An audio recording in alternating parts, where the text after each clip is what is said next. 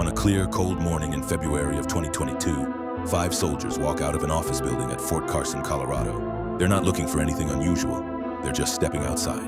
And then one of them looks west, toward Cheyenne Mountain, the mountain that houses NORAD's underground command center, one of the most heavily monitored patches of airspace in the entire country, and stops walking. Hanging in the sky above the mountain is something none of them can explain. Something that 4 years later, the United States government still can't explain either.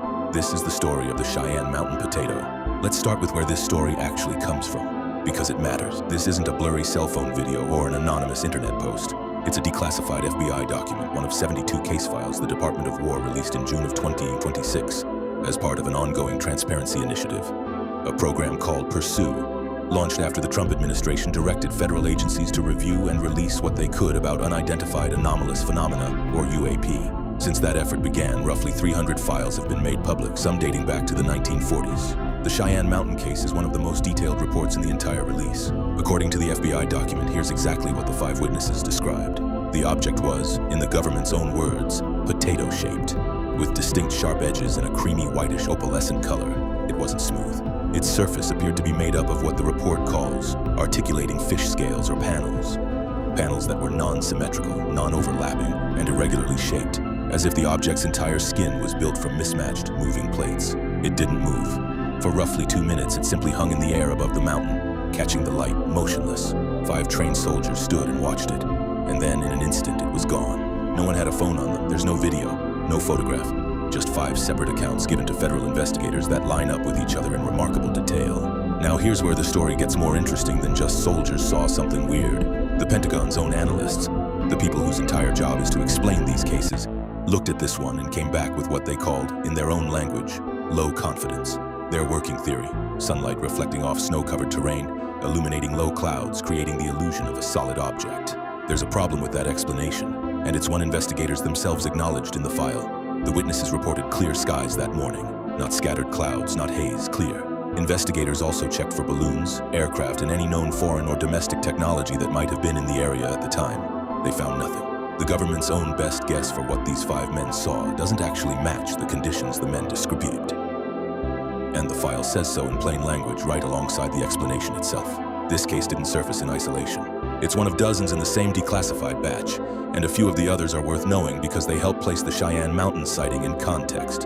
In the same release, federal law enforcement agents reported a red, glowing sphere hovering below the tree line behind a private residence, somewhere in the northeastern United States. A color one witness said they'd never seen before in their life, with what the file describes as a white plasma sun, about the size of a basketball glowing at its center. A second sphere joined it, and both flew off silently.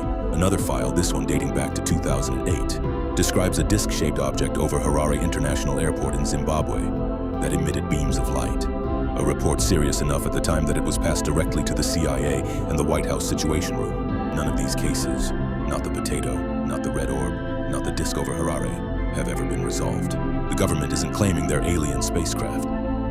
It isn't claiming they're something mundane either. What it's actually saying in its own paperwork is simpler and in some ways stranger than either of those answers. We don't know. It's worth sitting with what that means.